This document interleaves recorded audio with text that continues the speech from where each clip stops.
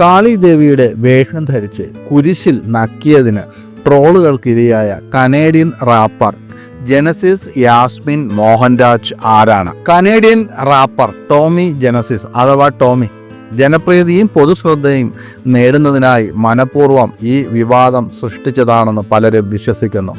ചിലർ ഇതിനെ വാർത്തകളിൽ ഇടം നേടാനുള്ള വില കുറഞ്ഞ പബ്ലിസിറ്റി സ്റ്റണ്ടാണെന്ന് വിശേഷിപ്പിച്ചിട്ടുണ്ട്. ടോമി ജനസിസ് എന്ന സ്റ്റേജ് നാമത്തിൽ അറിയപ്പെടുന്ന ജനസിസ് യാസ്മിൻ മോഹൻരാജ് ഒരു കനേഡിയൻ റാപ്പറും മോഡലുമാണ്.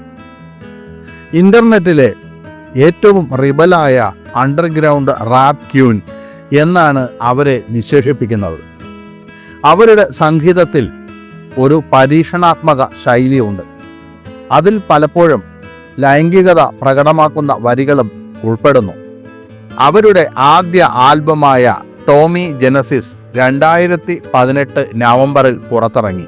അതിനുശേഷം അവർ ടോമി ജനസിസ് എന്നത് പ്രൊഫഷണലായി തൻ്റെ സ്റ്റേജ് നാമമായി സ്വീകരിച്ചു. ട്രൂ ബ്ലൂ എന്ന പുതിയ മ്യൂസിക് വീഡിയോ ആണ് ഇപ്പോൾ വിവാദങ്ങൾക്ക് വഴിവെച്ചിരിക്കുന്നത്. അതിൽ അവർ ഒരു ഹിന്ദു ദേവതയായി പ്രത്യക്ഷപ്പെടുന്നു. വീഡിയോയിൽ അവരുടെ ശരീരം മുഴുവൻ നീല നിറത്തിൽ ചായം പൂശി നെറ്റിയിൽ സ്വർണ്ണാഭരണങ്ങളും ബിന്ദിയും കൊണ്ട് അലങ്കരിച്ചിരിക്കുന്നു. കൂടാതെ ക്രിസ്ത്യൻ ചിഹ്നമായ കുരിശ് ഒരു പ്രോപ്പായി അവർ ഉപയോഗിക്കുന്നത് പലരും എതിർക്കുന്നതായി കണ്ടെത്തിയിട്ടുണ്ട്. ഇത് ഹിന്ദു ക്രിസ്ത്യൻ സമൂഹങ്ങളിൽ നിന്ന് മാത്രമല്ല മതവിഹാരങ്ങളെ അവഹേളിക്കുന്നതിനായി ആരോപിച്ച് മറ്റുള്ളവരിൽ നിന്നും വിമർശനത്തിന് കാരണമായി.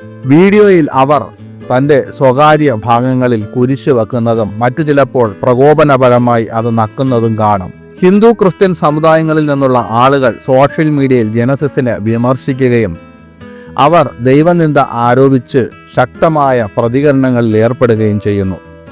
പ്രശസ്തിയും പൊതുജന ശ്രദ്ധയും നേടുന്നതിനായി ടോമി മനഃപൂർവ്വം ഈ വിവാദം സൃഷ്ടിച്ചുവെന്ന് പലരും വിശ്വസിക്കുന്നു. ചിലർ ഇതിനെ വാർത്തകളിൽ ഇടം നേടാനുള്ള വില കുറഞ്ഞ പബ്ലിസിറ്റി സ്റ്റണ്ടാണെന്ന് വിശേഷിപ്പിച്ചപ്പോൾ മറ്റുള്ളവർ അവർ ഉത്തരവാദിത്തം ഏറ്റെടുക്കണമെന്നും അവരുടെ പ്രവർത്തികൾക്ക് അനന്തരഫലങ്ങൾ നേരിടേണ്ടി വരുമെന്നും ആവശ്യപ്പെട്ടു. മ്യൂസിക് വീഡിയോയിൽ അവർ സിഗരറ്റ് വലിക്കുന്നതും കാണാം. ഇത് ആളുകൾക്ക് അത്ര ഇഷ്ടപ്പെട്ടില്ല. സോഷ്യൽ മീഡിയയിൽ അവർക്കെതിരെ വിമർശനങ്ങൾ ഉയർന്നിട്ടുണ്ട്. വീഡിയോ വൈറലായതോടെ നെറ്റിസൺസ് അവരെ ക്രൂരമായി ട്രോളാൻ തുടങ്ങി. ഒരു നെറ്റിസൺ എഴുതി, നിങ്ങൾ ഇന്ത്യയോടും ഇന്ത്യൻ സംസ്കാരത്തോടും അല്പം പോലും താല്പര്യമില്ലാത്ത വ്യക്തിയാണെങ്കിൽ അത് നിർത്തുക. മറ്റൊരു ഉപഭോക്താവ് പറഞ്ഞു, ഹിന്ദുമതത്തിലെ ഏറ്റവും പവിത്രമായ ദേവതകളിൽ ഒരാളായ മഹാകാളിയെപ്പോലെ വസ്ത്രം ധരിക്കുകയും അവരുടെ ചിത്രങ്ങൾ അശ്ലീലവും ലൈംഗികവുമായ രീതിയിൽ ഉപയോഗിക്കുന്നത് അത്ര നല്ലതല്ല, അത് ദൈവനിന്ദയാണ്. ദശലക്ഷക്കണക്കിന് ആളുകൾ അവരെ ഒരു ദിവ്യ സംരക്ഷകയായി കരുതുന്നു. നിങ്ങളുടെ പ്രകടനത്തിനുള്ള ഒരു വേഷമായിട്ടല്ല. നിങ്ങൾക്ക് വ്യക്തമായി മനസ്സിലാകാത്ത ഒരു സംസ്കാരത്തെ പരിഹസിക്കാൻ നിങ്ങൾക്ക് അവകാശമില്ല.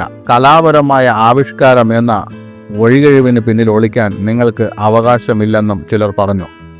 ജനസിസ് യാസ്മിൻ മോഹൻരാജ് അഥവാ ടോമി ജനസിസിനെ കുറിച്ച് കൂടുതൽ നിങ്ങൾക്ക് എന്തറിയാം?